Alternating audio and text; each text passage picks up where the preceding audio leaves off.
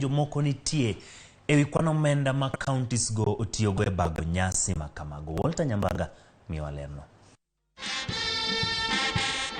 Kaka yor luorruok kod chike matayo piny Kenya, counties koro tieko ikruok ne nyasi mar puodho Gavanas manyocha yier nyasi ma obagie counties 45 ma pachoka kopogore kod kaka Mega gi Mombasa ma yiero margi pok otim. Kata kamano ng'ur moko osewuok ni counties moko keto bajet margi ma korgi lach mokalo.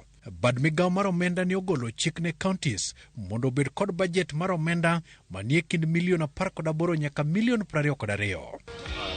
Bajet no kelo kanyakla loso alap mar sidho Gavanas timo lendo keto chiemo ne welo, yore wuodhe kaachiel kod arita. Kaunti ma Kisii, kamiti machano chenro no kotelie kod Patrick Lumumba kanyakla kod gavana madhi chamo Muma Simbarati olero ni gisetemo tiyo kod omenda maromo $3.5 kende mopogore kod $56 mane olieki ni nyal tigo de sidhe. Budget ambayo ilikuwa imetengenezwa juzi ya assumption of office nikiingia ofisini ni milioni 57. Ndastajabisha wewe kwamba zile pesa ambazo nilitoa kutoka 57 katika function ya kesho ni milioni 3.5. Zimeongezeka tu na shilingi 1,600 kwa sababu ya advertisement ambao walikuwa wameweka katika TV ambao watakava live. Lakini nataka nikwambie ukweli wa mambo. Singetarajia kwamba nitumie milioni 57 wakati hakuna madawa katika hospitali. Nyamira County Mokio kod Kisii okolero ni kwan omenda magidhitiyo kod sidho Amos Nyabiro kod jalupne Dr. James Gisami. Maandalizi imeanza. County ma Homa Bay, kamiti ma sidho ya PC Governor Gladys Wanga kod jalupne Yugi Magwanga olero ni gisetieko chenro duto ya lap mar tuke ma Homa Bay kendo gin kod welo manyalo romo ji 5,000. Kata kamano, penjo pod mienje chuny oganda it kwan mag omenda ma otigodo e chano chenro no, wach makelo liet e kind jodak ma Homa Bay. Joma timo chenro mar neno ni gavana mancho yiero, jopiny oyiero ma Homa Bay County moluor Gladys Nyasuna Wanga to gi deputy governor Honorable Yugi Magwanga ochamo Muma kiny.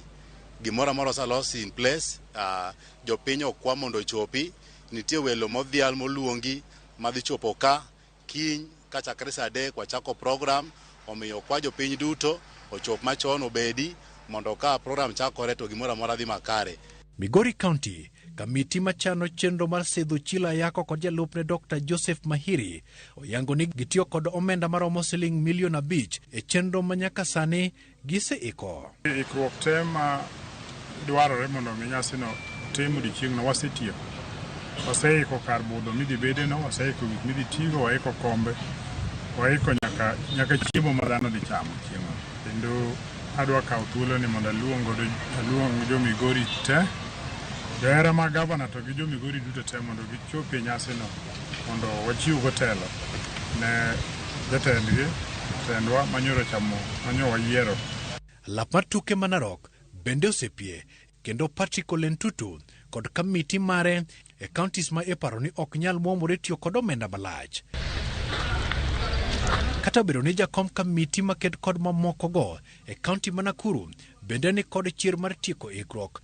Kata kamano Benjamin Joronge wach omenda pod biro kelo liet kama jodak biro dwaro ng'eyo kwan mag omenda motigodo. Polo Tua Mabusia bende okodong chien e chenro mar chamo Muma kiny. Wageni ambao wamealikwa kutoka nje ya Busia karibu 600, VVIPs 200 na VIPs 400. Tunatarajia kuwa watu wa Busia wataingia kwa wingi.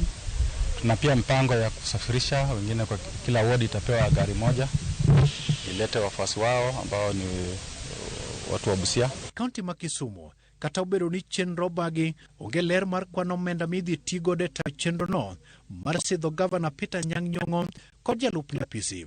Jopiny ma Siaya bende nie mudho ewi ler mar kwan mar omenda ma idhi tigo de sidho Gavana margi manyien James Orengo kod jalupne William Oduol. Nyasi mar chamo Muma bende dhi chuching KICC boma Nairobi kama Johnson Sakaja chane chamo Muma mar apisi ayanga ka bende kwan mar omenda pod opondo ne jodak. Walter Nyambaga, Ramogi TV. nya koromoga jwang mane makelwa e yueyo mokwongo